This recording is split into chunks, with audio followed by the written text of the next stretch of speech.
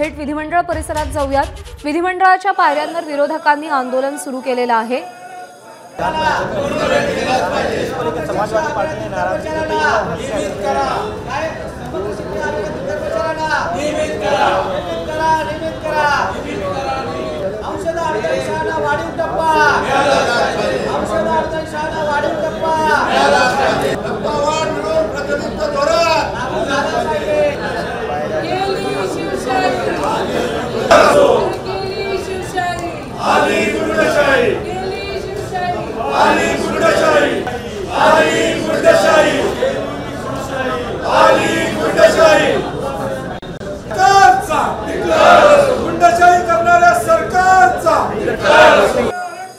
राज्यातल्या कायदा सुव्यवस्थेचा प्रश्न ऐरणीवर ठेवत हे आंदोलन सध्या केलं जात आहे।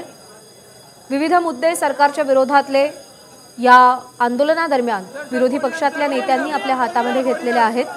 कायदा सुव्यवस्थेचा प्रश्न असेल, राज्यामध्ये केल्या गेलेल्या वेगवेगळ्या घोषणा असतील, त्याची अंमलबजावणी असेल, या सगळ्या मुद्द्यावरून विरोधक आक्रमक झाले। नमस्कार। मनसुद्धा तुझं ही वेगळ्याच प्रकारची मालिका तुम्हा सगळ्यांना खूप आवडली होती। याचा दुसरा सीझन कधी येणार अशी विचारणा झाली। प्रतीक्षा संपली आहे मित्रांनो, येतोय मनसुद्धा तुझाचा दुसरा सीझन। होय मनसुद्धा तुझा।